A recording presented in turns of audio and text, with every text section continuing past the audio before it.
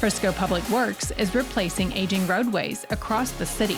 The latest project is a section in far north Frisco. This is about 20 years old.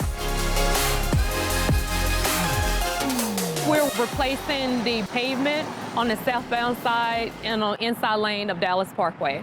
Work is underway to update a small section of the parkway from US Highway 380 south to the on-ramp of the Dallas North Tollway. The left lane is closed during the construction process. That inside lane is the only section being replaced.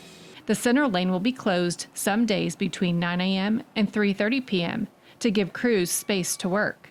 And when driving by construction, please keep a few things in mind. Be free of distractions. We have heavy equipment, we have construction workers out, not only to ensure their safety, but to ensure the safety of the residents. Number 2 would be to slow down. And 3, just to be patient. In 2023, voters approved $240 million in bonds for roadway projects. $26 million of that is going towards replacing aging roadways across the city. This is actually part of the city's maintenance program. This update cost about $1 million. Work on this section of Dallas Parkway is expected to be complete by fall.